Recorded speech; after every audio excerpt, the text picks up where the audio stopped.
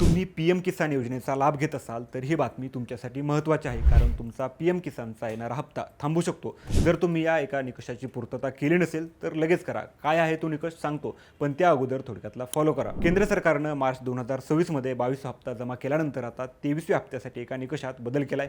आता ज्या शेतकऱ्यांकडे विशेष शेतकरी ओळखपत्र म्हणजेच युनिक फार्मर आयडी नसेल त्यांना पुढील हप्ता मिळणार नाही. हा नियम महाराष्ट्र, उत्तर प्रदेश आणि बिहारसह देशातील 14 राज्यांमध्ये अनिवार्य करण्यात आलाय. योजनेत होणारी फसवणूक टाळण्यासाठी सरकारने हे डिजिटल कार्ड आणलं असून यामध्ये तुमची जमीन, पिकं आणि खतांचा वापर यासारखी सर्व माहिती एका क्लिकवर उपलब्ध असणार आहे. हे कार्ड मिळवण्यासाठी तुम्हाला ॲग्रिस्टॅक पोर्टलवर जाऊन ऑनलाईन नोंदणी करावी लागेल.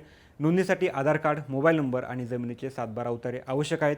तसंच EKYC प्रक्रिया पूर्ण करणं सुद्धा बंधनकारक असणार आहे. या एका कार्डमुळे तुम्हाला भविष्यात बियाणे, खते आणि पीक विम्याचा लाभ घेताना वारंवार कागदपत्र देण्याची गरज पडणार नाही. या प्रक्रियेत हा नवीन निकष खरोखरच पारदर्शकता आणेल असं तुम्हाला वाटतं का? आणि तुम्ही तुमचं फार्मर आयडी काढलंय का? तुमचं मत कमेंटमध्ये नक्की कळवा आणि अशाच महत्त्वाच्या अपडेटसाठी थोडक्यातला फॉलो करा. बातमी म्हणजे थोडक्यात.